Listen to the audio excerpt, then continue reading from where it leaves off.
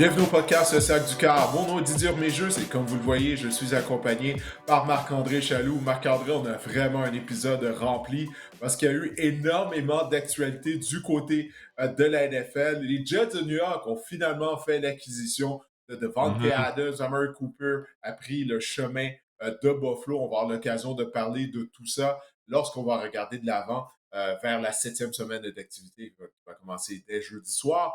Mais tout d'abord, on va commencer l'épisode avec nos réactions excessives à la suite des rencontres de la 6e semaine d'activité.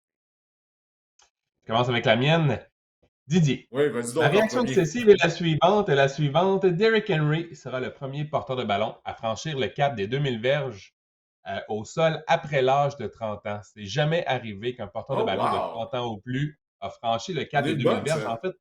En fait, le record pour un porteur de ballon âgé de 30 ans et plus, c'est Tiki Barber avec 1860 verges en 16 matchs en 2005. Hmm. En ce moment, Derrick Henry est sur un rythme de 1995 verges au sol. Donc, je lui ai ajouté 5 verges pour faire 2000 pour faire cute.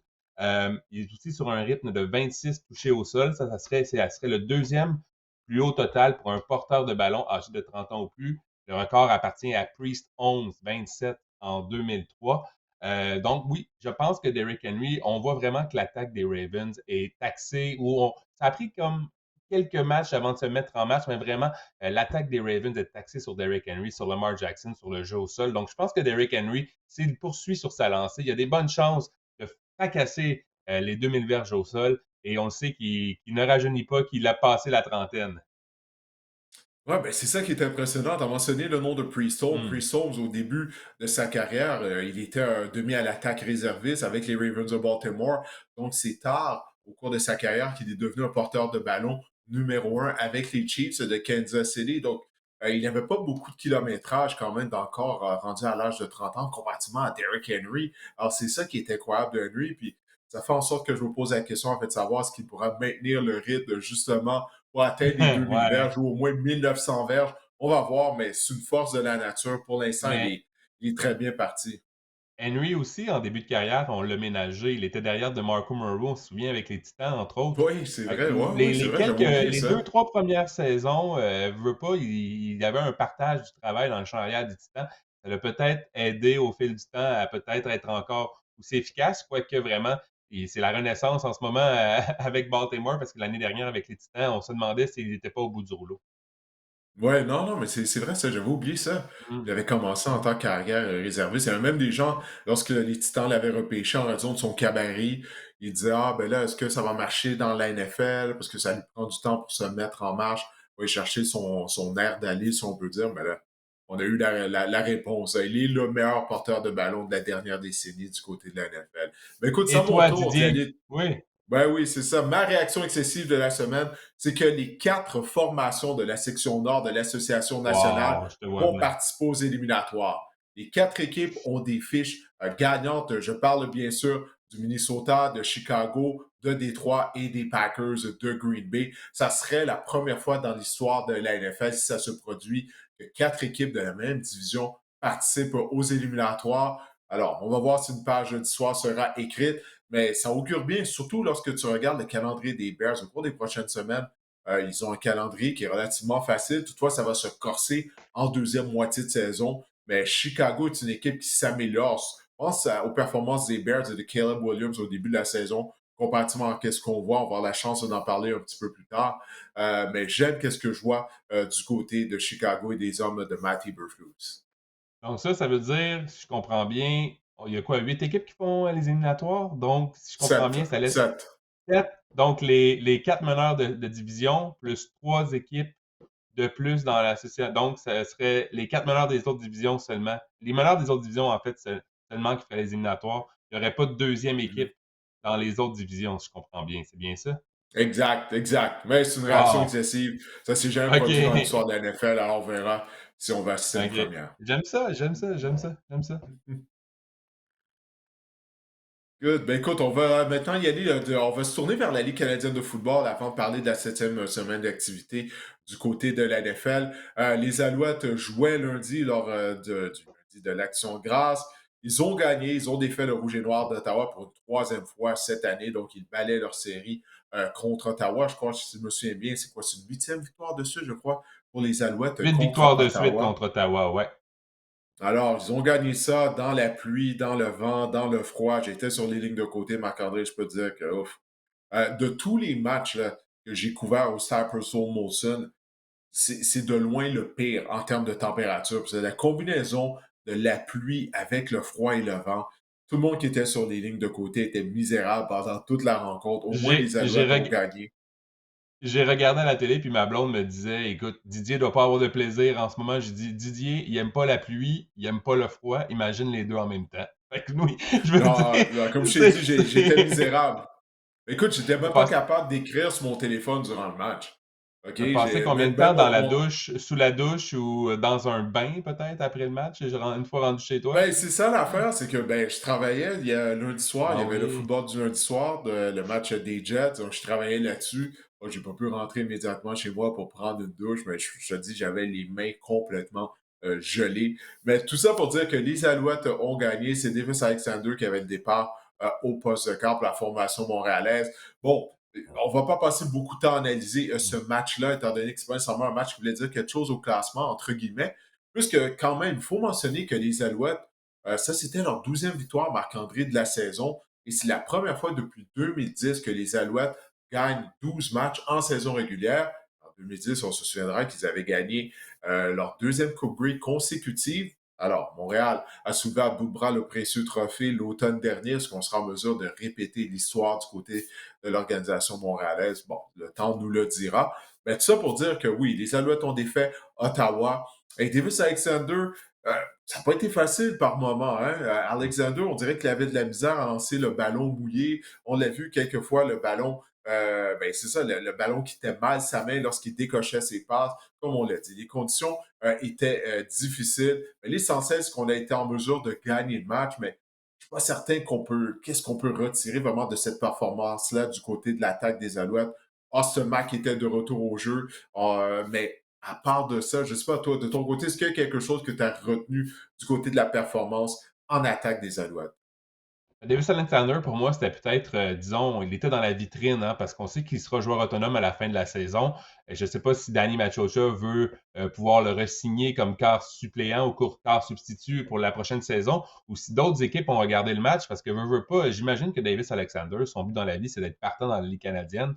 Donc peut-être qu'il Oui, pourrait se ben oui. dénicher un emploi ailleurs dans la Ligue canadienne. Donc, est-ce que ça a été une belle carte de visite? Je trouve que j'ai aimé son ardeur au travail. J'ai aimé le fait qu'il démontre du leadership. On le voyait souvent courir essayer de tenter des courses, puis vraiment se battre pour les Alouettes pour gagner ce match-là. J'ai aimé son langage corporel également, sa prise de décision. On sait qu'il a des atouts, des habiletés. Hein. Ses courses, parfois, étaient vraiment, son toucher était au sol.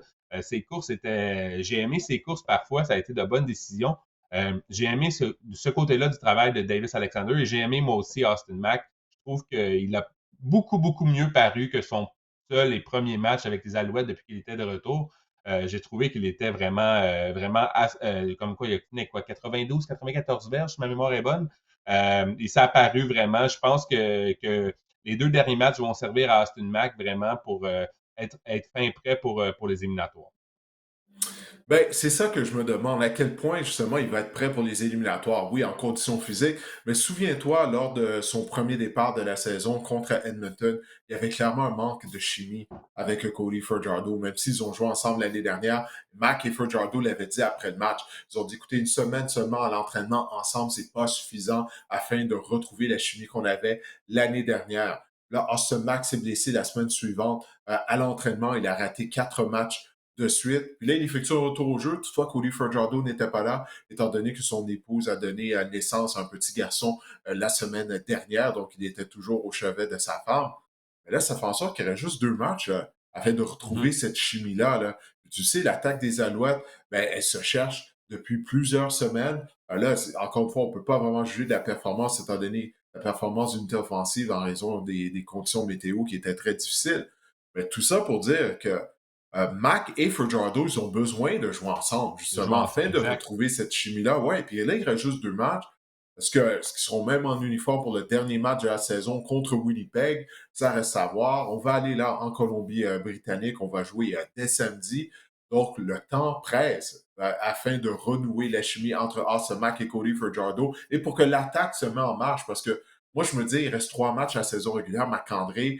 Donc, c'est le moment est venu justement afin que l'attaque joue mieux. Mais la carrière partant n'était pas là. C'est bon, c'est pas de sa faute, c'était pour une bonne raison, la naissance de son fils. Mais là, il reste juste 2 matchs. Alors, j'ai hâte de voir ça, la performance de l'attaque à Vancouver.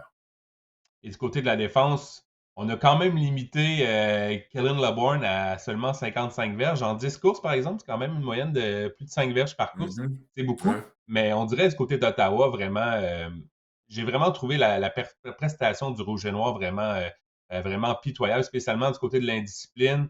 Je trouve qu'on a abandonné également le jeu au sol assez rapidement lorsqu'on était dans le match. Donc, j'ai vraiment pas trouvé que le plan de match était bon du côté du Rouge et Noir, pardon. Puis, écoute, si les Alouettes les retrouvent en éliminatoire, en fait, je pense pas qu'ils peuvent passer les Argonauts, là. En tout cas, pas avec ce que j'ai vu en fin de semaine. Mais ouais, c'est ça, Ouais, l'indiscipline. Puis la défense des Alouettes a quand même tenu son bout. On a été 3 fois, je pense, à l'intérieur du 15 pour le Rouge et Noir, puis on a quand même limité l'équipe à déplacement. Donc, ouais, ça a été une performance encourageante pour moi de la défense. ouais, ça a été une drôle de performance du côté d'Ottawa, Hum, surtout en première demi. Tu as mentionné les pénalités. Il y a hum, eu un jeu au cours duquel Money Hunter, ancien des Alouettes, il a écopé de 2 pénalités de 15 verges sur le même jeu. Imagine-toi, Marc-André, c'est une équipe qui se bat pour la deuxième position afin de disputer la demi-finale de l'Est à Ottawa plutôt. Là, on est arrivé à Montréal, comme tu l'as dit, indiscipliné, pénalité après pénalité. Ah non, ça n'a vraiment pas été une bonne performance d'Ottawa. Les Alouettes, défensivement, ils ont fait ce qu'ils avaient à faire.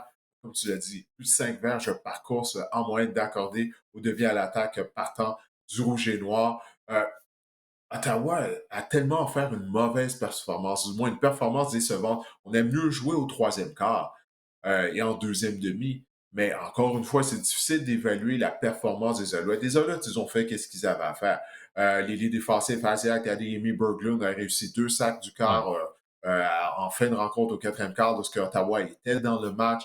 C'est vraiment un moment important lorsqu'il a réussi ses sacs. Donc, on a provoqué des revirements. On voit à l'écran l'interception réussie par Wesley Sutton. Alors ça, c'est une bonne nouvelle du côté de la défense des Alouettes, mais elle n'a pas vraiment été mise à l'épreuve comme j'aurais aimé le voir. Alors peut-être que ça va être différent samedi en Colombie-Britannique, que ce sera un meilleur test d'une certaine façon, pour les Alouettes. Mais quelque chose, on en a parlé depuis l'été, Marc-André. Hein? On l'avait dit à la fin de la saison, on va devoir être capable de courir avec le ballon du côté des Mhm. Alouettes en raison de la température. Là, on a été capable de gagner, mais on l'a vu, c'est difficile de passer le ballon. Alors ça, c'est quelque chose que je vais observer lors de la rencontre de samedi en Colombie-Britannique. L'attaque au sol des Alouettes, ça sera plus productive. Donc, samedi 19 octobre, 19h en Colombie-Britannique, ça va être une semaine courte pour les Alouettes. On a joué lundi, puis Très on joue courte. samedi. On traverse le pays en plus pour s'en aller jouer en Colombie-Britannique. Donc, je sais pas, hein, j'ai hâte de voir. C'est souvent les risques de blessures sont quand même accrus là, à ces moments-là aussi. Il va falloir faire attention du côté des Alouettes. J'ai bien hâte de voir ce match-là, ça sera intéressant. Lors de la première rencontre entre les deux équipes, on a vu vraiment Nathan Rourke vraiment dépecer la défense des Alouettes comme il le voulait à partir de la deuxième demi, si je me souviens bien. Donc, j'ai bien hâte de voir si les Alouettes vont Ouais. pouvoir Ben, je trouver suis des même pas sûr si solutions. Nathan Rourke a connu un bon match Ouais. depuis. Ça va Non, c'est vraiment ça. pas bien pour lui. Non, Et c'est l'autre de la ça. Colombie-Britannique, il faudrait regarder, là, mais je suis pas certain s'il a bien joué. Depuis, il a peut-être connu un bon match. Mm. Puis comme tu disais, semaine très courte, les Alouettes vont tenir seulement un entraînement. Ils vont sur le terrain d'entraînement uniquement lors de la journée de jeudi, puis déjà vendredi, ils vont s'envoler pour Vancouver. Alors, bien sûr, c'est un rendez-vous à ne pas manquer sur les ondes de RDS. Absolument. On passe maintenant à la NFL, Didier. Es-tu prêt? Ben oui, Semaine numéro allons-y. 7. Ben oui, je suis Semaine prêt. numéro 7. Déjà la semaine numéro 7. Est-ce qu'on, là, écoute, on change les affaires. Est-ce on s'en va tout de suite à Jets Steelers ou on suit le plan de match qu'on avait établi? Ouais, on va faire patienter les gens là, pour qu'ils restent OK, avec c'est nous bon. en tout C'est l'épisode. bon, On c'est va bon, attendre c'est avant de bon. parler des Alors, Jets. on va commencer par les Texans qui vont rendre visite aux Packers à Green Bay, pardon. Ben, du côté de Houston, on a vraiment éclaté les Patriots la semaine dernière.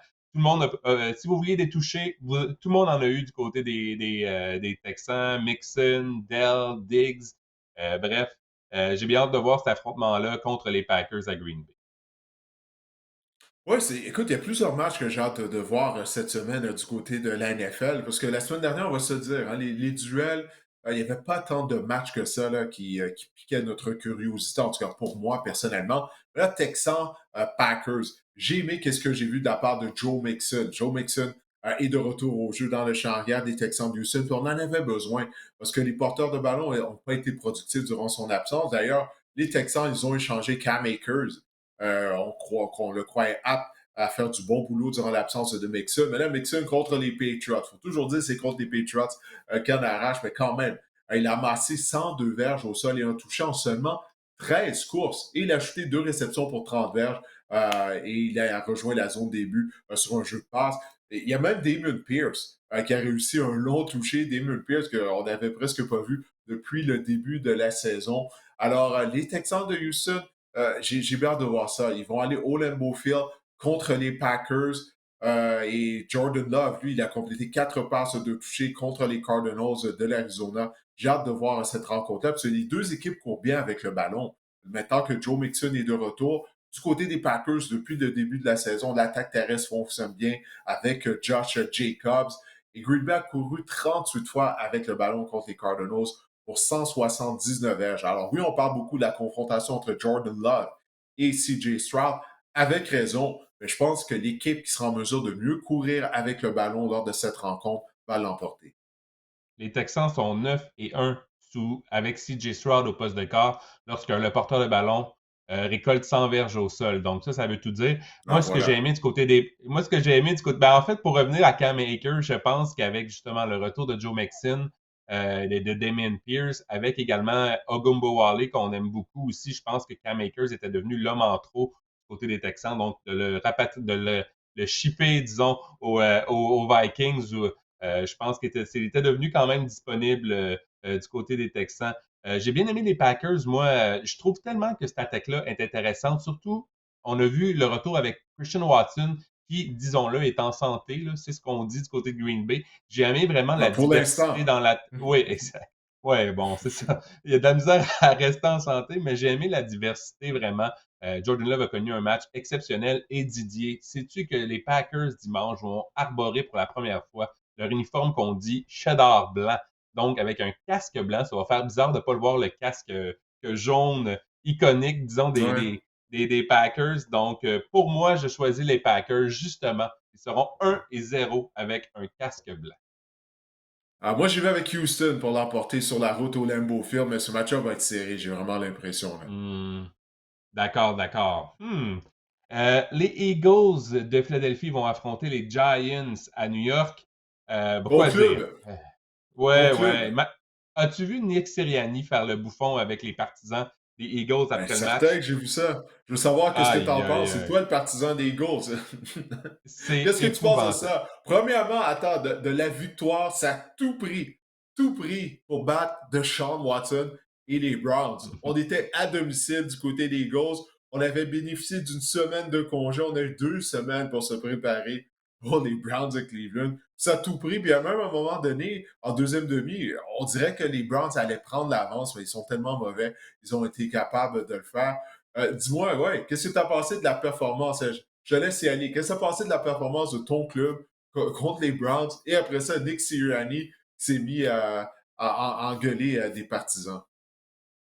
Moi, je suis un éternel optimiste dans la vie, Didier. J'aime mieux voir le verre à moitié plein qu'à moitié vide. Ah Les oui? Eagles n'ont connu aucun revirement, n'ont commis aucun revirement dans le match. Ça, c'est positif. Mais non, je trouve vraiment, et je le dis depuis quelques semaines, il y a quelque chose de brisé entre Nick Sirianni, Jalen Hurts, entre les Eagles et Nick Sirianni. Je pense vraiment que ces jours sont comptés. Et le fait de le voir engueuler, justement, ou enguirlander des partisans après le match, je trouve, écoute, c'est la personne la moins C'est mature sur les n'importe lignes de quoi, ça. côté, c'est l'entraîneur-chef. Ouais. C'est pas la première fois qu'il fait ça, on se souvient, là. J'ai vu passer des extraits avec lui et Jalen Hurts à un moment donné, je pense que c'était au Super Bowl, lors des fêtes au Super Bowl contre les Chiefs. Un moment donné, Jalen Hurts, il dit comme non, arrête de faire ça. Je veux dire, tu sais, Ouais, ouais, je m'en souviens, ouais.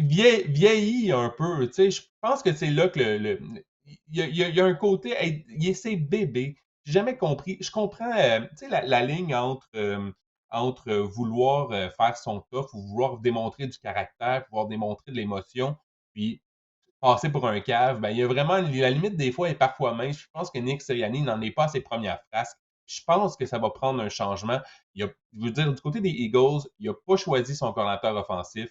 C'est quelqu'un d'autre qui est allé le prendre à sa place. Il n'a pas choisi ses coordonnateurs. Donc, ça, en partant, ça démontre que ses jours sont comptés. Puis je pense vraiment que sur le terrain, parce qu'on a été chercher Saquon Barkley, il fait de l'excellent travail. On a des joueurs étoiles à quasiment toutes les positions en attaque côté des Eagles et on est incapable de marquer. Et ça, ici, on n'a pas marqué plus de 21 points lors des 4 derniers matchs. Ça n'a pas de maudit bon sens. Les Eagles de Philadelphie, je pense qu'ils vont gagner contre les Giants parce que c'est une meilleure équipe sur papier.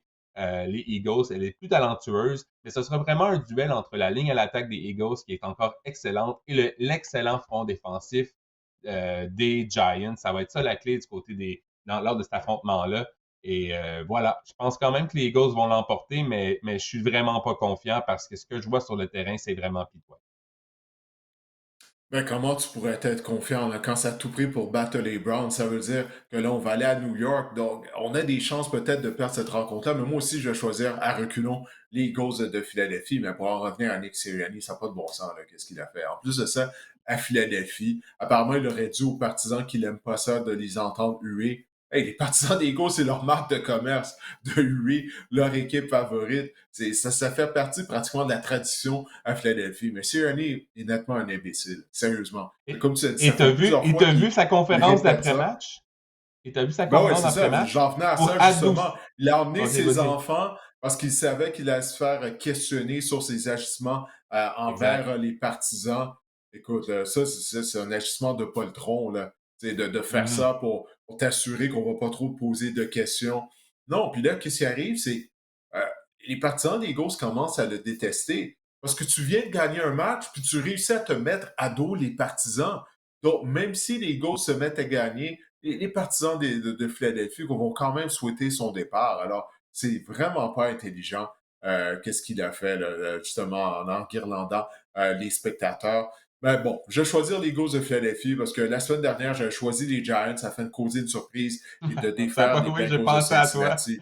J'ai pensé à toi. Ah, écoute. Ben, le pire, le match a été serré. C'est ça le pire. Si Malik Neighbors avait été en uniforme, les Giants auraient gagné. La défense a fait du bon boulot contre l'attaque des Browns Mhm. qui avait marqué plus de 30 points la semaine précédente. Mais non, c'est trop difficile en attaque du côté des Giants. On va voir peut-être que Neighbors, si Neighbors joue, les Giants vont vraiment avoir une chance de causer une surprise et défaire les Eagles de Philadelphie. Mais sans Neighbors, je pense pas qu'on va pouvoir l'emporter. Les Giants ont une fiche de 0-3 à domicile cette saison. Ils ont marqué en moyenne 10 points par match. Donc, à domicile, ça ne va pas très bien du côté des Giants. Les Lions de Détroit vont affronter les Vikings dans un duel de Ça, l'association c'est un bon Nord, match. justement. Ben oui, c'est ça, de la Mhm. division Nord de l'association nationale. Sans Aiden Hutchinson, par exemple, c'est vraiment l'histoire de ce match-là. Est-ce que les Lions vont vraiment pouvoir euh, euh, continuer surtout la défense des Lions va continuer à aussi bien jouer sans la présence de leurs joueurs étoiles en défense.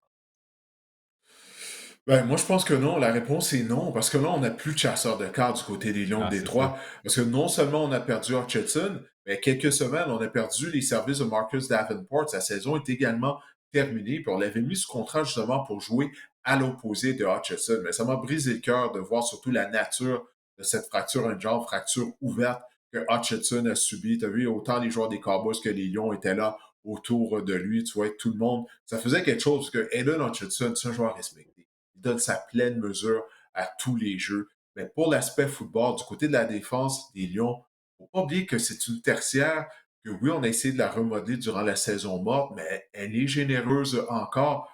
Puis là, sans Aiden Hutchinson qui menait la NFL, qui mène toujours la NFL, si je ne me trompe pas, au niveau des pressions sur les carrières adverses, ça va être difficile là, du côté des Lions. La date limite des transactions est le 5 novembre. Peut-être qu'on va devoir compléter une transaction afin d'aller chercher au moins un chasseur de cartes. Tu sais, ça t'en prend au moins deux. mais là, on n'en a même pas un avec la blessure à Hutchinson. Les Browns ont échangé Murray Cooper. Pourquoi pas appeler Cleveland pour voir s'ils ne seraient pas intéressés d'échanger Myles Garrett, qui sait. Mais non, je pense réellement ça va avoir un impact. Les Lions sont des aspirants au Super Bowl. Je ne suis pas certain s'ils le sont encore sans Hutchinson. De là, l'importance, encore une fois, de l'attaque au sol des Lions, plus que jamais, a fait de protéger notre défense et de la garder sur les lignes de côté, parce que je pense qu'on va accorder plus de points qu'on ne l'a fait depuis le début de la saison avec l'absence maintenant de Hutchinson. On ne pourra pas masquer notre tertiaire. Hutchinson, en fait, les Lions ont 15 sacs du corps cette saison. Hutchinson en a 7,5 à lui seul. Ça veut tout dire, ces statistiques. Les Lions demeurent vraiment vulnérables par la passe cette saison. Je pense que c'est ça la clé du côté des Vikings. Je m'attends à un gros match de Sam Darnold. On a accordé chez les Lions 246 verges par la passe cette année. C'est l'une des pires unités par la passe ou contre la passe, disons, de la NFL. Donc, pour moi, je vais choisir les Vikings. Ah, les Vikings avaient congé la semaine dernière après leur victoire contre les Jets à Londres il y a 2 semaines. Alors, j'ai hâte de voir la confrontation entre l'attaque des Lions contre la défense des Vikings. C'est une des meilleures de la NFL. Si on peut courir avec le ballon, ben, ça va neutraliser finalement les schémas de blitz du corps de l'excellent coordinateur de l'unité défensive des Vikings du Minnesota, Brian Flores. Je vais choisir les Lions pour l'emporter au Minnesota. Je ne suis pas certain de ce choix-là. J'étais vraiment déchiré, mais j'ai choisi les Lions finalement. Sam Darnold m'a inquiété la dernière fois qu'on l'a vu à Londres contre les Jets. Alors, est-ce que c'est un retour sur terre de Sam Darnold? On va voir dimanche. Moi, je l'insère dans mon information fantasy, en tout cas, cette semaine. Ah, bien au moins. Ouais, Sam ben, face à Darnold, la tertiaire. Non, mais t'as raison. ouais. On vient de dire sans Hutchinson, on n'a pas de joueur pour le presser nécessairement du côté des Lions. Alors, c'est pas fou. Ta stratégie est pas folle. Et parenthèse, les Vikings accordent 263 verges par la passe. Eux autres sont donc pires que les Lions. Je pense que c'est la pire même Ouais. lors du dernier mois dans la NFL contre la passe. Jared On Goff réussit est en beaucoup de feu. sacs, par contre. Ouais. Oui, c'est ça. 607 verges, 5 passes de toucher, aucune interception pour Goff à ses 2 derniers matchs. Donc, au niveau fantasy, ça peut être une bonne option pour vous aussi. Les Seahawks de Seattle vont se rendre à Atlanta pour affronter les Falcons. Deux équipes qui s'en vont dans des directions opposées. Seattle, 3 défaites. Atlanta, 3 victoires de suite. Ouais, vraiment, hein, les Seahawks. Souviens-toi, ils ont commencé 3-0. Mhm. Puis là, la défense s'est fait exposer là, lors des dernières semaines. Elle est vraiment mauvaise. Alors que du côté des Falcons d'Atlanta, ben là, nos deux porteurs de ballon, finalement, on a trouvé là, un bon équilibre là, du côté des Falcons d'Atlanta avec B. John Robinson et Algier. Algier a gagné plus de 100 verges au sol, 95 pour B. John Robinson. Bon, je sais que c'était contre les Panthers à Caroline, une des pires formations de la NFL, une des pires unités défensives de toute la ligue. Mais quand même, ce match-là a été serré. Et puis là, au quatrième quart, finalement, on a orchestré une séquence. Je pense qu'on a sélectionné aucune passe du côté des Falcons. On a fait ça avec notre grosse ligne à l'attaque et Mathieu Bergeron. On a créé des brèches pour nos deux porteurs de ballon. Alors, ça a été une bonne séquence, mais ça m'a inquiété que le match soit aussi serré contre les Panthers. Je sais que c'était un match de section. Ces rencontres-là, plus souvent qu'autrement, sont plus serrées qu'à l'habitude. Mais la défense des Seahawks, je ne peux pas endosser ça. OK? Il y a toujours un Non. ancien joueur en défense qui vit en moi, Marc-André. Et les défenses qui sont aussi mauvaises que ça me turn off. Alors, je vais choisir les Falcons d'Atlanta afin de poursuivre leur lancée et de défaire Seattle. La défense des Seahawks, 3 revirements lors du dernier match qu'on a commis. En fait, les Seahawks ont commis 3 revirements, pas la défense. L'attaque, on en a 10 cette saison. C'est le troisième plus haut total dans la NFL. Et tu parlais de la défense. C'est difficile contre la course dernièrement. Trevon Tracy a récolté 129 verges il y a 3 semaines. Le duo Jameer Gibbs et David Montgomery, 128 verges, 3 touchés il y a 2 semaines. Et Ah. le duo Jordan Mason et Isaac Guerrero, ben Mason, avant de se blesser, avait une moyenne de 9,8 plus de 9 verges par course. On allait connaître un fort match avant de se blesser. Puis Guarando a une moyenne de, je pense que 10 courses pour 99 verges, dont une grosse course Donc, en fin si de je match comprends de bien, tu es en 76 train verges. de, ouais, t'es en Oui, train de dire aux propriétaires fantasy de B. John Robinson et de Algier de les habiller. Là. Les deux devraient être productifs comme ils l'ont été la semaine dernière contre la Caroline. exactement. Je suis en train de dire ça avec des statistiques et je suis en train de te dire que je vais prendre les Falcons pour l'emporter également. Ouais, j'avais compris ça, j'avais déduit ça. Alors, les deux, on prend Atlanta pour vaincre Seattle. Les Chiefs de Kansas City vont se rendre à San Ouh! Francisco, à Santa Clara pour affronter les 49ers. Ce sera un premier duel depuis évidemment le Super Bowl Hey, il y en 53. a plusieurs bons matchs cette Ouais, semaine, ouais, vraiment, là. ouais, Ouais. ouais. Premier duel depuis le dernier Super Bowl, remporté évidemment par les Chiefs. Ouais, puis moi j'avais choisi les 49ers afin de l'emporter. C'est jamais une bonne idée justement de ne pas choisir Patrick Mahomes. J'ai appris ma leçon, OK? J'ai appris ma leçon au mois de février dernier à Las Vegas. Je ne vais pas répéter la même erreur deux fois. Je vais choisir les Chiefs afin de défaire les 49ers de San Francisco. Je sais que les Niners en doivent une aux Chiefs de Kansas City, mais je suis fatigué là, de parier contre Patrick Mahomes et de perdre. Alors, ouais, je vais y aller pour une victoire des Chiefs contre les Niners. La dernière fois qu'on les a vus, ben, t'en as parlé, hein? L'attaque au sol a bien fonctionné. La question de savoir est-ce que Mason se rend en uniforme. Souviens-toi qu'on est Seahawks, il a quitté le match blessé à une épaule. On sait que traditionnellement, Kansas City sous Andy Reid joue très bien après une semaine de congés. En même temps, du côté des 21-4. Niners, ben voilà, ça fiche en carrière. Mais les Ouais. Niners, c'est comme s'ils ont une semaine de congé, ils ont joué jeudi, donc eux aussi, ils ont eu beaucoup de temps afin de se préparer pour affronter les Chiefs de Kansas City. Mais je suis obligé de sélectionner les Chiefs dans cette reprise du dernier Super Bowl. Je sais pas si tu vois derrière moi, je sais pas si les gens voient, derrière moi, il y a une porte là, Didier, en arrière de moi. C'est ma machine Ouais, à ouais. voyager dans le temps. C'est ma machine à voyager dans le temps que j'ai pris la semaine Rien de moins. dernière. Et je suis OK. remonté en 2018 pour voir Karim, pour assister à voir Karim Hunt récolter plus de 100 verges au sol et Juju Smith-Schuster récolter plus de 100 verges par la passe du côté des Chiefs. Écoute, j'ai Donc, ils vont vécu avoir une performance rétro, tu penses, ce week-end? C'est rétro ça que tu en, es en train de nous dire?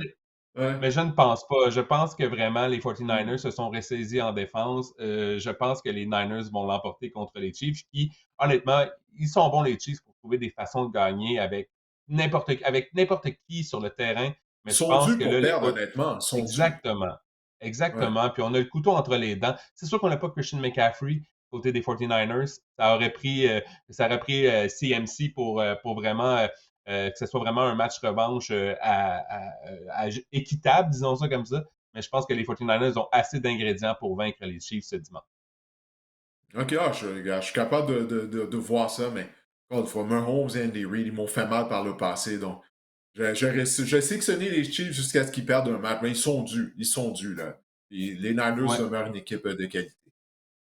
Devante Adams et les Jets de New York vont affronter les Russell Wilson potentiellement et les Steelers à Pittsburgh. On a beaucoup de choses à dire sur Ben cet ouais, affrontement-là, ben ouais, Didier. voilà.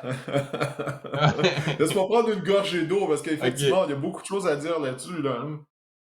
Je vais te dire pendant ce Alors, temps-là que les finalement, Jets, ouais, oui, vas-y. vas-y, ont subi leur tour. Leurs trois dernières défaites ont été par un total de 10 points seulement. Donc, ils ont vraiment manqué d'opportunisme du côté des Jets. Je pense qu'ils pourraient se ressaisir contre les Steelers. Mais ça reste à voir, selon moi. J'ai bien hâte de voir qui sera au poste de case du côté des Steelers. Mais je pense que ça a été annoncé là, que c'est Russell Wilson. Ouais, est-ce que c'est officiel? C'est Russell qui va commencer le match, ouais? J'ai pas vu, mais je tout porte à croire, Ben, comme dirait ton patois, comme tu ouais, dirais ben si écoute, souvent. je vais aller vérifier, je vais aller vérifier. Mais par où commencer en parlant des Jets, hein? La défaite de lundi Ouais. soir contre les Bills de Buffalo, à la suite du congédiement de Robert Saleh. Bon, on va regarder le verre à moitié plein. On a utilisé le jeu au sol, OK? Brees Hall a amassé plus de 100 verges au sol. Pour moi, ça doit être ça l'identité des Jets. Je l'ai dit la semaine dernière. Ça doit être le jeu au sol avec Hall et la recrue Braylon Allen. Parce que Aaron Rodgers, encore une fois, il s'est fait tabasser contre les Bills de Buffalo. Il est rendu au quatrième quart, quand il se relevait vraiment longtemps. Il a plus de 40 ans. Et cette ligne à l'attaque-là, parce que c'est bien beau, l'ajout de Devante Adams. Mais Devante Adams, il ne joue pas à la position de bloqueur à gauche. Est-ce que tu as vu Tyron Smith lundi soir, comment il se faisait Ouais. battre régulièrement? Il est âgé de 33 ans. Il a subi plusieurs blessures lors de la fin de son séjour à Dallas. Il n'est plus un bloqueur à gauche dominant. Donc ça va continuer pour le reste de la saison, fort probablement. Alors, Aaron Rodgers, je ne suis même pas certain si. En fait, je suis pas mal certain que justement, ses performances, si on ne le protège pas mieux, ben, vont décliner plus la saison va progresser. Pour moi, il n'y a aucun doute là-dessus. Alors, on se doit de continuer d'utiliser le jeu au sol. On l'a bien fait, mais malgré tout, On a trouvé une façon de perdre. Le botteur a laissé tomber les Jets de New York. On se retrouve avec une fiche de 2 victoires et 4 défaites. Puis on a appuyé sur le bouton panique du côté de Joe Douglas, le DG. Parce que c'est clair, là, on est all-in, comme on dit, du côté des Jets, Mhm. Marc-André. Si on participe pas aux éliminatoires, il y a un ménage qui va se faire du côté de New York. Mais disons qu'on participe aux éliminatoires, Marc-André. On réussit là, à participer aux éliminatoires par la porte d'en arrière, si on peut dire, avec la 7e position. C'est pas ça l'objectif du côté des Jets. Souviens-toi, l'année passée, quand on avait fait l'acquisition d'Aaron Rodgers, on disait, ah, ben, c'est tout ce qui manque aux Jets, c'est un bon carrière, puis ils vont être des aspirants au Super Bowl. Là, on vient de faire l'acquisition de Devante Adams sur un choix de 3e ronde qui pourrait devenir un choix de 2e ronde, mais on commence à hypothéquer l'avenir. Tu n'as pas de carrière pour le futur, pour l'avenir de cette organisation-là. Ça s'en va où, les Jets? Moi, je suis persuadé qu'on ne pourra pas remonter la pente, qu'on va rater les éliminatoires. J'ai choisi New York pour l'emporter contre les Bills. Je me disais qu'on allait avoir un surplus d'énergie à la suite du congédiement de Robert Saleh. On a mieux joué, mais au bout du compte, le résultat était le même. On a perdu. Je ne vais pas faire la même erreur 2 fois. J'ai sélectionné les Steelers de Pittsburgh afin de l'emporter dimanche soir. Je trouve que c'est une transaction. On annonce nos couleurs du côté des Jets. On veut faire les éliminatoires. On veut participer aux éliminatoires parce que si on pense pas qu'on a l'équipe pour participer aux éliminatoires, on transige jamais pour Davante Adams. Je pense que sur un terrain, Davante Adams va vraiment aider les autres joueurs de talent. Potentiellement, qu'il va empêcher Brees Hall de voir des boîtes défensives peuplées, peut-être plus facile pour lui de faire des verges. Peut-être que ça va aider également Garrett Wilson, qui ne sera pas constamment face aux meilleurs demi-défensifs, demi-coin adverses. Donc, pour moi, je pense que ça peut avoir du bon, la transaction de Devante Adams avec les Jets. Ça peut aider les autres joueurs talentueux à connaître davantage du succès. Maintenant, j'ai le même questionnement que toi. Je trouve que la ligne à l'attaque est encore pitoyable. C'est vraiment ça le problème du côté des Jets. À ce niveau-là, Davante Adams, il ne Un changera des pas la patente. problèmes. Il ne changera pas Ben, la c'est patente. Oh non, non, Vas-y. je suis d'accord avec toi, mais c'est un des problèmes. La ligne défensive. Encore une fois, les Bills ont été en mesure de courir avec le ballon. La ligne défensive n'a pas fait le travail contre la course. Devant Adams, Marc-André, il va avoir 32 ans. OK? Du côté de la NFL, lors des 10 dernières années, le seul receveur de passe de plus de 32 ans qui a vraiment connu du succès, ça a été Larry Fitzgerald de mémoire. Puis là, avec l'arrivée d'Adams, tu viens peut-être de créer un autre problème. Parce que là, si Aaron Rodgers se met à cibler énormément son bon ami Devante Adams, penses-tu que ça va faire l'affaire de Garrett Wilson?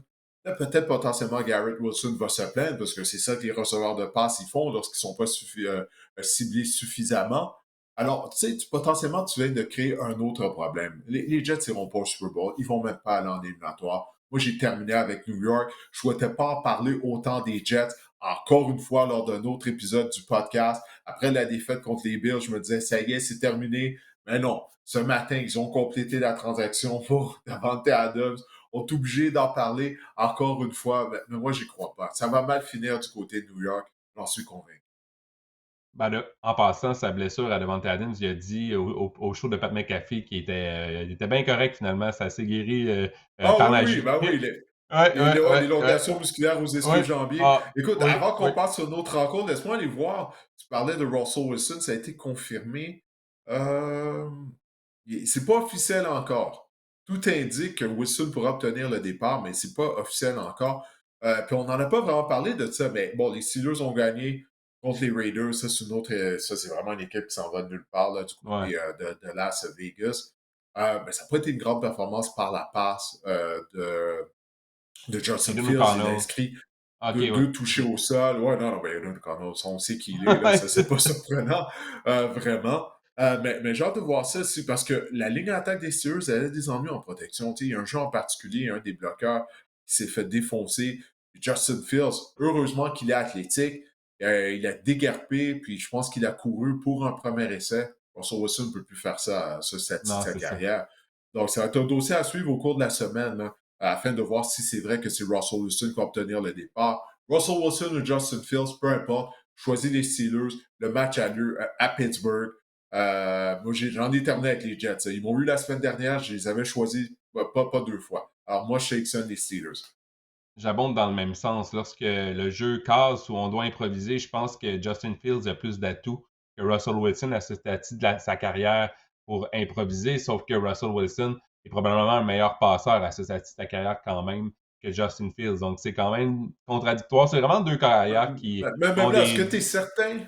Est-ce que tu es certain? Parce que Ah le oui, Russell Wilson Didier. qu'on voit depuis 4 ans, moi, je suis pas certain de ça. En Le termes de Russell Wilson qu'on voit depuis précision, 4 ans, en termes de pression sur les longues passes, oui. Sur les longues passes, oui. Mais dans l'ensemble, euh, pour moi, Justin Fields va faire plus de jeux que Russell Wilson. Il n'y a aucun doute là-dessus. Moi, je continuerai avec Justin Fields.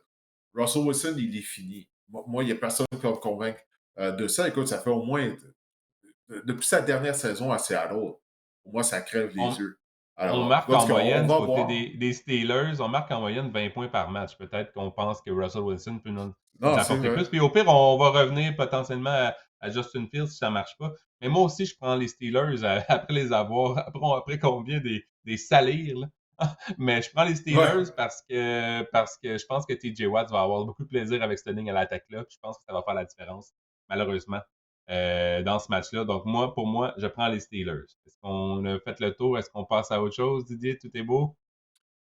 Oui, allons-y avec le Ravens-Bucks. Un autre excellent duel, hein. Exactement, un match à haut pointage, un match entre qui le cru, les deux des meilleures attaques du circuit. Baker Mayfield, Didier, premier dans la NFL avec 15 passes de toucher cette année. Pincez-moi quelqu'un. Oui, 4 passes de toucher contre les Saints de Nouvelle-Orléans. Bon, il a Ouais, été victime également de 3 interceptions, mais quand bien même, comme sûr. tu l'as dit, il est le meneur au chapitre des passes de toucher dans la NFL. Quelle mauvaise performance de la défense des Saints. On a accordé une cinquantaine de points. Mais moi, je veux parler de Baltimore. Tu as mentionné, tu as commencé l'épisode en parlant de Derek Henry, comme quoi il pourrait peut-être atteindre 2000 verges. On va voir, ça va arriver. Mais encore une fois, là, 24 courses, 132 verges, 2 touchés contre les Commanders de Washington. Lamar, plus de 300 verges par la passe. Pour moi, Derrick Henry, je te l'ai dit la semaine dernière, pour moi, il est le joueur par excellence de la NFL jusqu'à présent. Euh, Parce qu'il amène une dimension qu'on n'avait pas du côté des Ravens.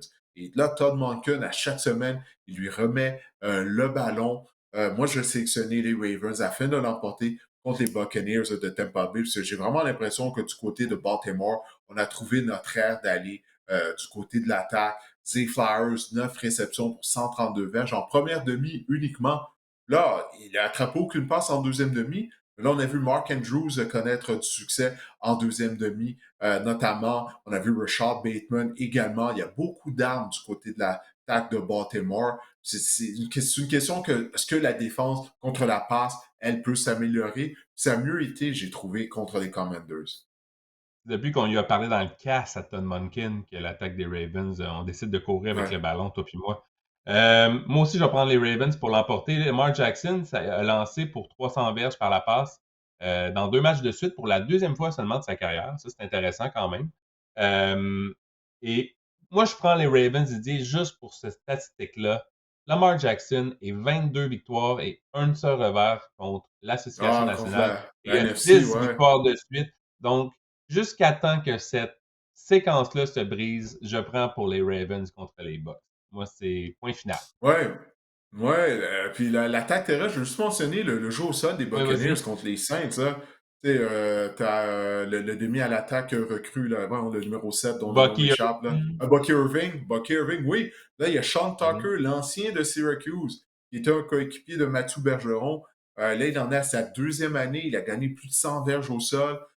Puis c'est un bon porteur de ballon. Je l'ai vu jouer à Ouais. Syracuse. Je regardais les matchs pour Mathieu Bergeron. Alors ça, là, je pense que Rashad White, côté fantasy, on peut oublier ça. Là, on a 2 porteurs de ballon maintenant qui sont meilleurs que Rashad White.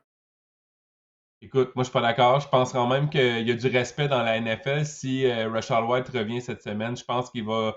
On a parlé à tout le moins d'avoir Ouais, un sa groupe à moyenne de trois 3 têtes verges au par. lieu. Ouais. Ouais, ouais, ouais, c'est sûr. Mais Sean Tucker, je lisais justement, c'est intéressant, à quel point on pensait, il a été un joueur non repêché, signé par les Bucks, mais on disait que justement, on pensait qu'il allait se faire repêcher dans la deuxième journée, en deuxième, troisième ronde, voire Oui, peut-être quatrième ronde. Puis finalement, les choses se sont pas mises en place. On a décidé de passer pour Les raisons sont un peu inexplicables ou inexpliquées. Puis il s'est retrouvé à être joueur autonome, puis a signé avec les Buccaneers, mais on dit que c'est un porteur de ballon qui était très, très, très talentueux, que les équipes aimaient beaucoup Oui, lors de son repêchage. non, définitivement, comme je te le dis, je l'ai vu à Syracuse, c'est un bon porteur de ballon. Encore une fois, ça prouve que ça sert à rien de repêcher les porteurs de ballon en première ronde. Tu peux en trouver durant les autres rondes du repêchage, même les demi à l'attaque qui ne sont pas repêchés, man. Surtout si tu ne l'utilises pas adéquatement. Je pense à toi, Arthur Smith. Donc, Ravens pour les deux. En rafale maintenant, les Broncos de Denver vont affronter les Saints en Nouvelle-Orléans. C'est Ouais, le t'as retour de oublié un Sean. match. Il y a deux matchs lundi Ah, soir. Hein. T'as oublié le deuxième, les Chargers qui vont jouer en Arizona contre les Cardinals. Ou c'était. est-ce que je me trompe? C'est moi qui se trompe, je crois, ouais. Ouais, c'est moi Oui, qui se moi. trompe, ouais, excuse-moi, Ah ouais. oui. Bon, on n'allait pas en parler en détail, ça, c'est sûr, de ce match-là, ouais. Ouais, Excuse-moi, c'est ça. je t'ai C'est induit ça. en erreur. Ouais. Donc, les Ok, Broncos fais comme contre si les j'ai Saints. rien dit. Ouais. Les Broncos contre les Saints, retour de Sean Payton en Nouvelle-Orléans. Ah, ben oui, c'est vrai, Sean Payton contre son ancienne équipe. Ben, je crois que ça va être un retour au cours duquel il va avoir du succès, justement, à la Nouvelle-Orléans, Sean Payton. Je vais choisir les Broncos pour l'emporter. C'est juste qu'après la déconfiture des Saints la semaine dernière, je suis pas capable. Je suis pas capable de les sélectionner. Hey, la Nouvelle-Orléans, Marc-André, a maintenant perdu 4 matchs de suite. Mhm, Souviens-toi, là, le début de saison canon qu'on avait eu, on marquait quoi, 40 points par match lors des 2 premières semaines. Ben là, ça, c'est vraiment chose du passé. Non, moi, je vais choisir les Broncos pour l'emporter, malgré le fait que Bo Nix a été laborieux la semaine dernière. Euh, ben, il a bien fait, bizarrement. Disons, des 3 premiers quarts, il a été pourri. Là, il a été 15 en 19, si je me souviens bien, au quatrième quart. Je vais choisir les Broncos pour l'emporter. Moi, j'ai pris les Saints à domicile. On a marqué 27 points dans un quart et c'est tout. C'est la 9e fois de Oui. l'histoire qu'une équipe marque tous ses points dans le même quart dans l'histoire de la NFL. Spencer Rattler a eu quelques bons flashs, j'ai trouvé. Il a pris 5, Il n'a 5 pas eu la il a fou, été hein? non, non, mais il a été quand même victime de Ouais. 4 sacs du corps et ça tombe mal. Les Broncos ont 22 sacs cette saison, c'est les meneurs dans la NFL, mais je pense que justement, les Saints, le retour de Sean Payton à domicile, Rattler, ça sera son deuxième départ. On affronte une bonne défense, mais on n'a pas vraiment une bonne attaque du côté des Broncos. Je pense que les Saints vont retrouver le chemin de la victoire. Sinon, je pense que Denis Allen va falloir l'ajouter à la liste des entraîneurs-chefs qui vont être sur la sellette prochainement. Parlant d'entraîneurs sur Oui, la oui, lui sellette, il doit faire attention, c'est vrai, oui. nous- parlant d'entraîneurs sur la sellette, les Patriots de la Nouvelle-Angleterre vont affronter les Jaguars de Jacksonville à la vieille Angleterre, à Londres. Doug Peterson, est-ce qu'il va devenir le troisième entraîneur-chef de l'histoire à perdre son poste? Le quatrième, pardon, entraîneur-chef à perdre son poste après un match à Londres, après Robert Saleh, Joe Philbin avec les Dolphins en 2015 et Dennis Allen avec les Raiders en 2014. Joe Philbin, wow. Ben, il est chanceux, premièrement, que les Jaguars vont jouer pour une deuxième semaine consécutive à Londres, je crois. Parce que si on avait été à Jacksonville, je crois qu'il aurait été congédié après la défaite là, contre les Bears de Chicago. J'étais à la description de cette rencontre en compagnie de Daniel Derivo. Je pense que les Jaguars sont pires présentement qu'ils ne l'étaient sous Urban Meyer. Écoute, c'est pas des Ouais. farces. On a échappé des passes touchées. On a écopé de plusieurs pénalités lorsqu'on était dans la zone critique. Après la rencontre, Doug Peterson qui a dit ah, l'équipe n'a pas de culture. Hey, c'est toi l'entraîneur-chef. C'est toi qui es supposé d'instaurer une culture. Ouais. Moi, je suis le propriétaire. J'aurais congédié immédiatement. J'aurais donné un billet pour retourner à Jacksonville dans la rangée du milieu. Tiens, OK, retourne en Amérique du Nord. C'est pitoyable. Malgré tout, je vais choisir les Jaguars pour l'emporter contre les Patriots. Mais si on perd contre les Patriots, Doug Peterson, c'est terminé. Je ne peux pas croire qu'il va rester à la barre d'équipe. Je pense sincèrement que les Jaguars ont une meilleure équipe que les Patriots sur papier, sur le terrain. Maintenant, ça se joue sur le terrain. J'ai hâte de voir. Moi aussi, je prends les Jaguars.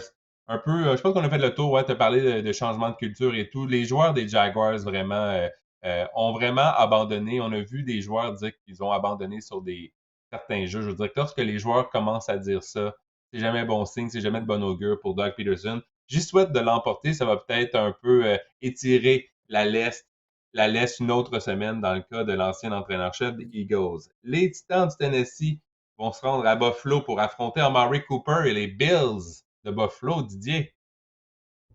Hey, Will Levis, 95 verges par la passe la semaine dernière. 95 verges par la passe. Encore une fois, il a été Ouais. victime d'une interception. C'est n'importe quoi. Choisis les Bills pour l'emporter. Je ne vais pas m'étendre là-dessus vraiment parce que, écoute, Will Levis, ça n'a pas de bon sens. J'ai entendu quelqu'un qui a dit qu'il comparait à Carl Bowler. Souviens-toi, l'ancien choix de première ronde des Ravens de Baltimore. Je pense qu'il a Al raison. Il fait Bowler. penser à lui. Tu sais, carrière qui a un gros bras, mais qui a vraiment pas une bonne tête de carrière. Bref, les Bills vont gagner. Ça va être une deuxième victoire de suite pour eux. Mais qu'est-ce que tu penses de l'ajout d'Amari Cooper? Ah oui, c'est vrai, ben oui, ben, c'est exactement ce que les Bills avaient besoin. Et c'est vraiment ce qu'on a besoin. Shakir connaît une bonne saison pour Buffalo. Ben, il nous manquait un autre receveur. Il ne faut pas oublier bon, qu'on a échangé Stephen Diggs durant la saison morte. On a mis sur Keon Coleman, qui est un joueur recru, mais c'est pas un joueur qui est nécessairement explosif. La seule chose, Cooper mène la NFL pour les passes échappées. Là, je ne sais pas si c'était sa stratégie afin d'être échangé, afin de quitter Deshaun Watson. Je lui ai donné le bénéfice du doute. Il échappait tellement de passes, je me disais, regarde, il doit faire par exprès, il doit tout faire pour se faire échanger de Cleveland. Là, il s'en va à Buffalo avec Superman, Josh Allen. Là, il faut qu'il arrête d'échapper des passes. Mais on avait besoin de receveurs. Et apparemment, les Bills, ils étaient intéressés au service de Devante Adams avec les Jets de New York. Donc, les deux équipes viennent de s'affronter lundi soir. Adams prend la direction de New York et Cooper s'en va à Buffalo. Alors oui, j'aime cette acquisition-là. On avait besoin de cette position. Les Bills ne pouvaient simplement pas faire. On n'avait pas assez d'argent sur le plafond salarial pour faire fitter le contrat de Devante Adams. Même que ils se sont tournés donc vers Amari Cooper des Browns. Puis même les Browns, je pense, prennent une partie du salaire, en tout cas, d'Amari Cooper, si bien que Amari Cooper, les Bills ne vont débourser que quelque chose comme 1 million de dollars pour ses services d'ici la fin de la saison. Donc, c'est vraiment Ah, c'est une aubaine. une belle aubaine du côté des Bills. Moi aussi, j'ai trouvé que c'est quelque chose qui était un besoin criant du côté des Bills. J'écoutais l'avant-match à RDS lundi du match des Bills. Puis, lorsque les analystes sont contents du retour de Khalil Shakir parce qu'on en avait besoin, mais ça en dit long sur la tenue du groupe de receveurs des Bills. Ah, On mais il avait connaît une vraiment bonne besoin saison, d'un Shakir. ah, c'est sûr, mais on avait vraiment besoin d'un mâle alpha de la trempe de Amari Cooper. Je pense qu'Amari Cooper va être motivé. Je l'ai vu en fin de semaine, moi aussi, échapper des ballons faciles contre les Eagles. Mais je pense qu'il va être motivé. C'est sa meilleure chance de mettre la main sur un Super Bowl. Puis justement, j'espère que la chimie va s'installer avec Josh Allen. Mais sur papier, c'est vraiment une belle acquisition du côté des Bills. Et je l'ai choisi contre les Titans pour l'emporter. Moi, tu sais, Les... Cooper, c'est la troisième fois de sa carrière qu'il a été échangé. Hein? Il a été Ouais, échangé. Ça, ouais. c'est particulier au football. Hein? Ouais, c'est vrai. Euh, les Bengals de Cincinnati vont affronter les Browns à Cleveland. Et Didier, j'ai vraiment quelque chose de le fun pour toi. J'ai trouvé une statistique. Tu savais-tu, Didier, que le meneur du côté des Browns pour les toucher, donc pas les parts de toucher, mais les toucher, cette saison, c'est Rodney McLeod Jr. et il joue en défense. Ça en dit Es-tu long. sérieux? Wow. Ouais. Ça en dit long sur Deshaun Watson et l'attaque des Browns de Cleveland Ah. cette saison. Donc, voilà. Écoute, Cleveland a quand même 6 victoires de suite à domicile contre les Bengals. Mais je pense que ça va s'arrêter là. Du côté des Browns, je prends les Bengals dans mon cas pour l'emporter. Bon, pourquoi choisir les Browns? Moi aussi, j'y vais avec les Bengals de Cincinnati. Là. On ne peut pas sélectionner les Browns. Malgré le fait, Non. bon, ils ont comme été coriaces contre les Eagles, mais je pense en dit plus sur Philadelphie que d'autres choses. Mais Hmm. non, je vais choisir les Bengals afin de l'emporter dans la bataille de l'Ohio. Joe Burrow fiche de 1 victoire et 5 défaites contre Cleveland. On peut rajouter un 2 Ah ouais, à la place du 1. wow, quand même, hein? Ouais, les Dolphins de Miami vont affronter les Colts d'Indianapolis. Est-ce qu'on peut s'attendre à un réveil de Devon Chan? Parce que si la clé du succès pour les Dolphins, ça va être au sol, selon moi, contre les Colts. Mais pour moi, ça ne sera pas suffisant. Je pense quand même que les Colts vont remporter ce match-là. Moi aussi, je vais sélectionner les Colts, mais la défense des Colts, elle est tellement mauvaise. Là. Tu sais, puis tu viens de parler des Chun. Au sol, la semaine dernière, Tony Pollard des Titans du Tennessee, il a connu un bon match. près de 100 verges, il a inscrit un touché. À un certain moment donné, écoute, on a couru avec le ballon, je pense que c'était un troisième et 26, ou un deuxième et 26, en tout cas la Mm. distance était de 26 verges. Puis Pollard s'est rendu jusque dans la zone des buts. Ça, c'est à quel point la défense des Colts, elle est atroce. Oublie pas, la semaine dernière, la semaine précédente, elle avait permis à Trevor Lawrence d'amasser 371 verges par la passe. Imagine-toi, mais c'était par la passe. On va jouer contre Miami. Miami n'a pas de carrière. Je vais choisir les Colts pour l'emporter, mais si Miami gagne juste en courant avec le ballon, je ne serais même pas surpris. Les Panthers de la Caroline vont se rendre à Washington pour y affronter les Commanders.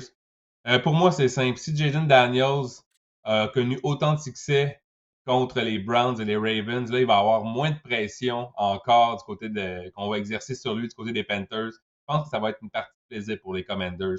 Je l'ai choisi pour gagner ce match-là assez facilement.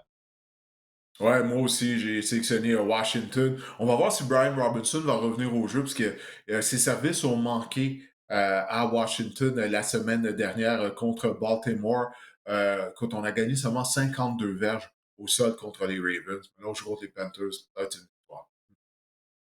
Enfin, on retrouve des soldats du côté des Rams de Los Angeles alors qu'on estime que Cooper Kupp devrait être de retour au jeu cette semaine. Les Rams vont affronter les Raiders et ça se passe, ils vont être à domicile. Pour moi, le retour de Cooper Kupp, enfin, ça va juste être bénéfique pour l'attaque et Matthew Stafford. Je pense que les Rams, ben, tu l'as dit, les Raiders, c'est un peu le feu est pogné dans la baraque. Je pense que les Rams vont Ouais. remporter ce match-là à domicile. Ouais, les Rams avaient congé la semaine dernière, ils en avaient besoin, hein, parce ils ont plusieurs blessés. Comme tu l'as dit, Cobb devrait revenir au jeu. Antonio Pierce, est-ce que ça va être une saison et c'est tout à la Hmm. barre des Raiders? Parce que comme tu l'as dit, ouais, ça va vraiment pas bien. Puis là, c'est juste la 7e semaine d'activité. Il reste beaucoup de temps. J'ai hâte de voir comment ça va se terminer là, du côté On n'a d'Antonio pas de Pierce jeu et au les Raiders. sol. On n'a pas de jeu Ben au non, sol du mais côté des Raiders. on a commencé, Ouais, les Raiders font passer un peu aux Cowboys. On a commencé la saison avec Zamir White dans le champ arrière. ouais, ouais. Comme les Cowboys qui ont commencé avec Ezekiel Elliott comme demi à l'attaque partant, c'est pas suffisant, honnêtement pas, mais c'est une équipe qui devrait juste aller en mode reconstruction, puis on refuse de le faire du côté des Raiders. Alors là, on vient Absolument. d'échanger Devante Adams. Christian Wilkins est blessé, il est sur la liste des blessés maintenant. Max Crosby, pauvre lui, il est tout seul au sein du front maintenant. Non, ça va vraiment pas bien, puis ça va pas se replacer du côté de Las Vegas. Les Chargers de Los Angeles vont affronter les Cardinals dans un match qui va être très tard lundi soir. La NFL nous teste pour Ouais. savoir si on peut rester réveillé vraiment longtemps le lundi soir pour des matchs. Du côté des Cards, Marvin Harrison devrait rater la rencontre. Je pense même que c'est confirmé qu'il ratera la rencontre de Ah oui? lundi soir. Mais je pense quand même que Ouais, les c'est une commotion Cardinals cérébrale. Ouais. ouais, exactement. Je pense quand même que les Cardinals pourraient rebondir. C'est un bon affrontement contre les Chargers. Je pense qu'ils nous ont surpris contre les 49ers il y a 2 semaines. Et je sais que tu vas prendre les Chargers potentiellement. Donc, je vais essayer de prendre les Cardinals à domicile. Ah ben parfait, ça va me faire une victoire. Ça va me faire une victoire C'est que bon. toi, tu n'auras pas. Oui, je choisis les Chargers. La défense des Chargers, elle est bonne, surtout dû au fait qu'on court avec le ballon du côté de Los Angeles. Ça permet à notre unité défensive de se reposer, mais elle joue bien personnellement. Donc non, moi, je vais choisir les Chargers. C'est les Cardinals, ils ont eu de bons moments. Alors, tu l'as mentionné, il y a 2 semaines, ils ont vaincu les 49ers de San Francisco. Je pense qu'on assiste à un retour sur terre. Puis Kyler Murray, il n'a pas bien joué contre les Packers de Green Bay. Cette défense-là, je l'ai dit durant l'été, elle est dépourvue de talent. Jonathan Gannon, l'entraîneur-chef, réussit à faire des petits miracles. Mais non, là, je pense que les Chargers devraient gagner. Une chose à surveiller du côté des Chargers, Justin Herbert a décoché 34 passes la semaine dernière. C'est de loin supérieur à sa moyenne Ouais. depuis le début de la saison. Je pense qu'il n'avait son plus haut total était de 27 avant ce match-là. Donc, je ne sais pas si c'est une tendance ou une anomalie du côté de Greg Roman, mais chose certaine, on va sûrement exploiter la défense qui est quand même assez médiocre, celle des Cars contre le jeu au sol. Ça fait le tour, Didier, des matchs de la semaine numéro 7. Bonne chance dans tes prédictions. Tu en auras besoin. Je ne sais pas qu'est-ce que ça a l'air le tableau Non, ben de on la va semaine voir dernière. ça. Là. Tu dis que j'en ai besoin. Ah! Laisse-moi donc voir ça. Là. Alors, Ah, quand OK, même. 57. Oh, l'écart s'est creusé un peu entre toi et moi. Là. Ouais, ouais, 5, ouais, ouais, ouais. t'as 5 victoires de plus que moi. Guillaume, le gros parieur qui aime ça prendre des chances. Ouais. 48 Ah, victoires, mais regarde-moi ça, les deux meneurs qu'on a là. oh, Marie 01, oui, et Go Pack et Go, go, pack, go. 63. Eh, mon Ouais, Dieu, ouais, hey, je 8 suis à victoires de 3 plus que matchs. moi, 3 de plus. OK, Ouais, ouais, va toi, falloir, je t'es commence à toujours dans. prendre des risques. Ouais, Oui, exactement. Mais, wow, 63 et 29, leur fiche. Alors, on va voir s'ils seront en mesure de maintenir la cadence vous pouvez d'ici vous à la planter. fin de la saison. Il pourrait se planter, là, Marie et Gopago. Vous pourriez prendre des décisions plus audacieuses là, cette semaine, question de nous laisser une chance de revenir un peu dans le duel, bref. Ouais, ça, j'essaie de voir les choix. On a des choix différents. On en a beaucoup cette semaine quand même. Toi, t'as pris les Packers. Ouais, c'est ça. Ouais, ouais, c'est ça que je vois, là. Quand même, quand même. En tout cas, on va voir qu'est-ce que ça va donner la semaine prochaine. Donc, ou bien je vais te rattraper, ou bien l'écart va se creuser. Ça va être un ou l'autre. C'est Exactement, ça qui va arriver, exactement, finalement. exactement. Bon, ben écoute, parlons fantasy football. C'est le moment où tu vas de tes conseils en vue de la 7e semaine d'activité, les joueurs à faire jouer, ceux qu'on devrait garder sur le banc, si on a des meilleures options. On va commencer comme à l'habitude à la position de quart arrière. Et Baker Mayfield, tu nous en parlais, 4 passes de toucher la semaine dernière. Est-ce que ça va se poursuivre, ces succès? Il a une moyenne de 23,4 points fantasy par match. C'est bon pour le deuxième rang dans la NFL derrière Lamar Jackson. Et ce qui est intéressant avec Baker Mayfield, Didier, c'est qu'il a également obtient des verges avec ses jambes cette saison. Il a obtenu plus de 20 verges au sol dans 4 matchs, donc 4 fois cette saison. Il a inscrit même 2 touchés au sol. Donc ça, c'est vraiment une contribution supplémentaire qu'on n'attendait peut-être pas justement de Baker Mayfield. Bien que je pense que c'est un bon athlète, même au niveau universitaire, il était quand même assez bon à ce niveau-là, mais au niveau de la NFL, ça ne s'était pas vraiment transposé au niveau de la NFL. Lors de la semaine numéro 7, on affronte les Ravens qui sont impitoyables par la course, contre la course plutôt, mais contre la passe, c'est plus difficile évidemment. Baltimore a alloué plus de 20 points fantasy à 3 quarts cette saison. Dak Prescott, Hmm. Joe Burrow, Jaden Daniels la semaine dernière, et je pense que Baker Mayfield sera le quatrième. Ouais, il devrait avoir des opportunités face à la tertiaire des Ravens qui a été généreuse, comme tu viens de le mentionner depuis le début de la saison. Maintenant, qui est le cas arrière qu'on devrait clouer au banc, là, qui n'a pas une bonne confrontation cette semaine? Je pense qu'il faut parler de Patrick Mahomes. Il faut commencer à parler de Patrick Mahomes est-ce Patrick qu'il est Mahomes. vraiment, parce qu'il est vraiment un intouchable au niveau fantasy, Didier? Hmm. Ben, vous l'avez repêché au premier rang potentiellement à la position de quart. Vous avez déboursé un choix de deuxième, troisième ronde, je peux comprendre ça. Mais en ce moment, il est le quart numéro 24 cette saison au niveau fantasy. Et c'est sûr qu'il a joué un match de moins que certains quarts, c'est sûr, mais il a terminé seulement une fois dans le top 15 à la position en 5 matchs. En fait, son dernier top 5 à Pat Mahomes au niveau fantasy à la position de quart, c'est lors de la semaine numéro 7 en 2023. Donc, ça fait un an, en fait, qu'il n'a pas terminé dans le top 5 à la position de quart au niveau Hmm. fantasy. Et lors de la semaine numéro 7, on affronte les 49ers de San Francisco qui ont accordé le septième plus bas total de points au quart adverse cette saison, 14 en moyenne, très exactement. Je sais que c'est difficile. Le nom Patrick Mahomes résonne et c'est un quart étoile, disons ça comme ça, mais je pense que c'est un meilleur quart au niveau de la NFL que du fantasy football. Il trouve des façons de gagner, mais souvent, euh, c'est vraiment moins payant pour le quart adverse cette saison. On sait que ses armes en attaque, ses receveurs sont un peu, disons, on a beaucoup de blessés. Pacheco n'est pas là. On a des blessés également à la position de receveur de passe. Donc, pour moi, Patrick Mahomes, je sais que vous allez probablement pas euh, mettre sur votre banc Patrick Mahomes. Lorsqu'on le repêche un quart de cette trempe-là, on le fait jouer. Mais si vous avez un gars comme Baker Mayfield, j'y penserais sérieusement, moi, cette semaine. Ouais, ben ouais, écoute, t'as apporté des bons arguments, mais j'ai hâte de voir du côté des Chiefs. Est-ce qu'on va essayer de compléter une transaction? Parce que là, il y a deux receveurs qui ne sont plus sur le marché. Bon, Devante Adams n'allait jamais prendre la direction de Kansas City. Tout d'abord, il avait dit qu'il voulait être réuni soit avec Derek Carr ou Aaron Rodgers. Et en plus de ça, bon, les Raiders jouent dans la même section que les Chiefs. Mary Cooper n'est plus sur le marché. Alors, est-ce que les Chiefs vont compléter une transaction avant la date limite des transactions le 5 novembre? Pour donner un peu d'aide justement à Patrick Mahomes. J'ai hâte de voir ça, mais en même temps, on n'a même pas encore perdu un match cette année, malgré un groupe de receveurs qui est très moyen. Maintenant, à la position de porteur de ballon, quel joueur là est un must-start, comme on dit? J'essaie de donner vraiment des conseils judicieux aux gens. Personnellement, je me dis toujours en préparant cette chronique, ça donne rien que je vous dise des porteurs de ballon étoiles, que l'on un Brees Hall, par exemple. Ben là, j'en ai parlé la semaine dernière, mais je veux dire des porteurs de Faites ballon jouer Derrick étoiles. Henry.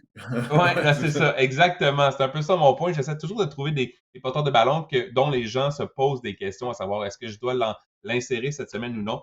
Et je vais parler de Tony Pollard. Tu en as parlé tout à l'heure des Titans du Tennessee. Il a obtenu plus de 15 points fantasy dans 4 de ses 5 derniers matchs.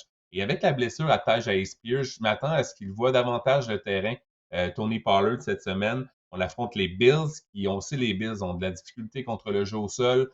C'est une bonne équipe disons, à parier sur un porteur de ballon contre la défense, contre la course des Bills. Justement, les Bills allouent en moyenne le troisième plus haut total de points au porteur adverse cette saison. Et comme Tony Pollard aura pratiquement le champ arrière libre à lui seul, je pense qu'il pourrait connaître une excellente semaine. Ouais, les Cowboys, je ne sais pas si. Est-ce qu'ils regrettent de ne pas avoir gardé Tony Pollard? Parce qu'il semble qu'ils auraient dû savoir Ouais. que 2 ans après la grave blessure qu'il avait eue, qu'il devrait retrouver la forme, leur équipe médicale n'aura pas dit ça. Là, tu le vois, Tony Pollard, il est redevenu explosif comme il était avant de subir une fracture à une jambe. Bref, c'est le problème des Cowboys. Maintenant, le demi à l'attaque que tu conseilles de clé au banc cette semaine. J'ai décidé d'y aller du côté des 49ers, Jordan Mason, et je vous ai mis et ou Isaiah Guarendo, dépendamment on enregistre mardi, qui est le partant du côté des 49ers. Et j'endosse vraiment la défense des Chiefs contre le jeu au sol. C'est la meilleure défense contre les porteurs de ballon cette saison. Les Chiefs allouent en moyenne 12 points par match aux porteurs de ballon. Ça, c'est 4 de moins en moyenne que Hmm. la deuxième défense, celle des Vikings. Donc, vraiment une défense intraitable contre les porteurs de ballon. Ils ont accordé les Chiefs seulement 318 verges totales en 5 semaines aux porteurs adverses. Ça inclut et au Wow! sol et par la passe. Donc vraiment, ce n'est pas un affrontement favorable pour le porteur de ballon ou les porteurs de ballon des 49ers cette semaine. Et pour ajouter encore à la statistique, le seul à avoir marqué un touché le seul porteur de ballon à avoir marqué un touché contre la défense des Chiefs, c'est Derrick Henry. Ça se passait lors de la semaine numéro 1. Donc, les porteurs de ballon des 49ers, peu importe lesquels, laissez-les sur votre banc cette semaine. Ouais, Derrick Henry, je pense qu'il a rejoint la zone début lors de tous les matchs là, cette année, Ouais, jusqu'à fort présent. Là. possible, Minimum un fort touché à toutes possible, les semaines. Oui, fort oui, oui, possible. très, très, très productif. Maintenant, les receveurs de passe. Terry McLaurin, finalement, il joue avec un bon carrière et il est en mesure d'étaler tout son talent. On a eu peur au début de la saison, hein. On se souvient, il y avait eu 39 verges totales lors des 2 premières semaines, mais depuis 4 touchés en 4 matchs du côté de Terry McLaurin, c'est le receveur numéro 3 au total en ce moment de au Fantasy au cours du dernier mois. Il avait seulement inscrit 3 touchés en 17 rencontres avant cela, donc vraiment, il a trouvé ses points de repère, il a trouvé une chimie également avec Jaden Daniels, c'est beau à voir. Et lors de la semaine numéro 7, j'ai choisi ce Commander-là, mais j'aurais pu choisir tous les Commanders. On affronte les Panthers. Les Panthers ont accordé le deuxième plus haut total de touchés dans la NFL par la passe cette saison. Donc, les Commanders, je m'attends à un grand match de Terry McLaurin. Vous pouvez insérer pas mal tous vos Commanders cette semaine. Ce sera un match assez payant, Ouais. selon moi, contre les Panthers. Donc, c'est l'affrontement spécial buffet fantasy Mm. football Exact, de la semaine. exact. Maintenant, un receveur de passe qui, tu ne crois pas, là, va connaître une bonne semaine. Je pense que George Pickens des Steelers aurait intérêt à avoir Russell Wilson au poste de quart. Je pense que ça pourrait l'aider, mais le problème, c'est que je pense qu'il est peut-être pas dans les bonnes grâces de Mike Tomlin en ce moment parce que lors des 2 dernières semaines, il a joué seulement 67 et 59 des jeux à l'attaque de l'équipe. Donc, je ne sais pas, il est reconnu pour être, disons, exubérant à l'extérieur du terrain ou parfois manquer un peu de cœur, comme on dit en bon québécois sur le terrain. Je ne sais pas si on veut lui lancer un message du côté des Steelers.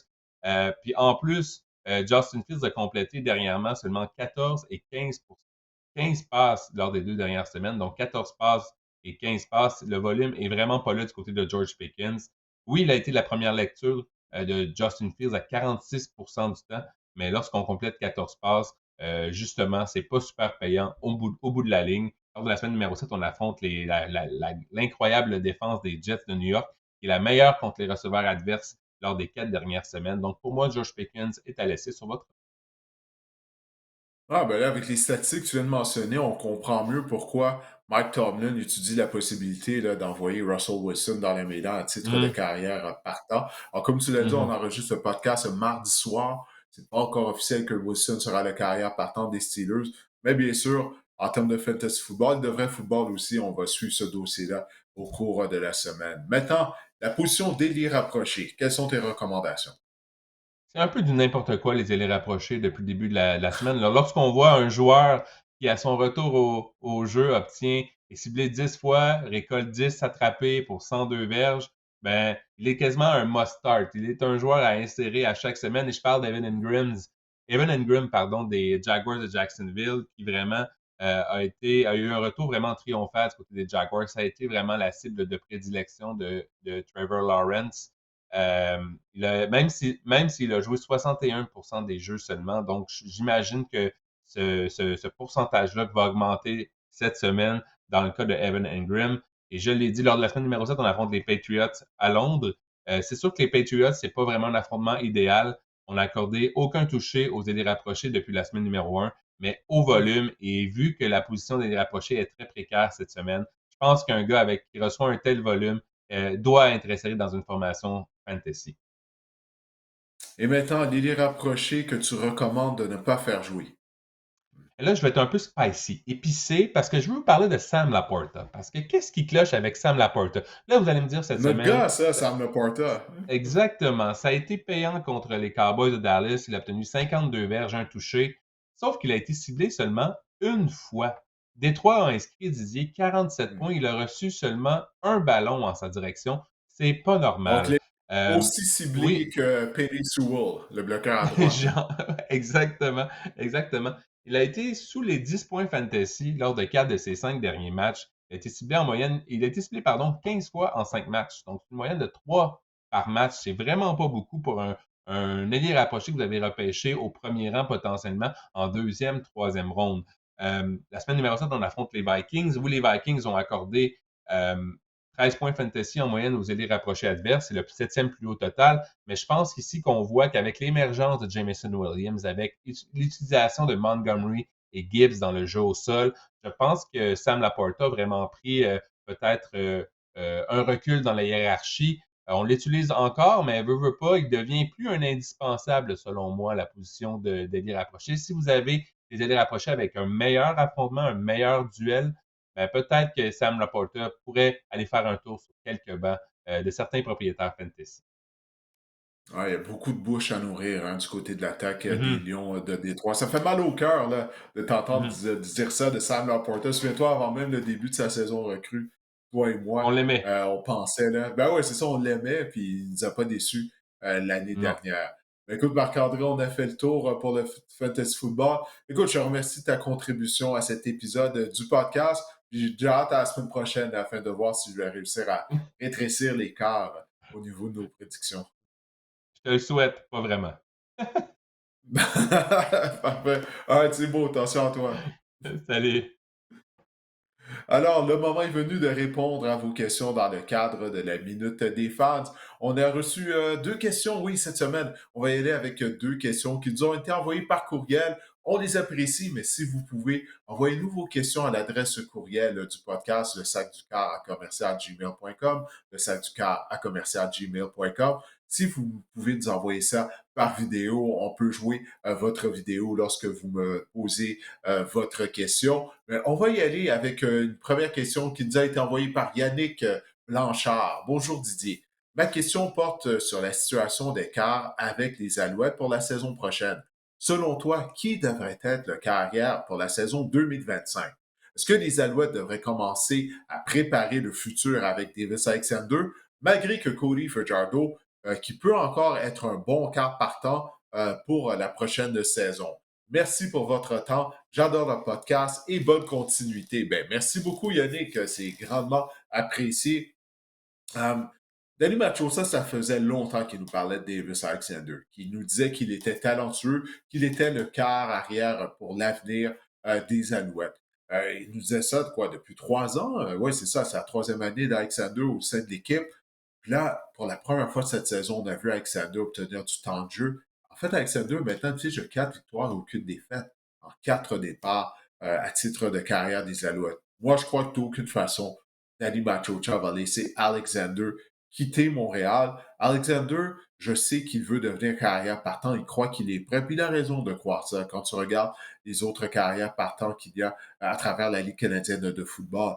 Mais c'est la position la plus importante, celle de carrière.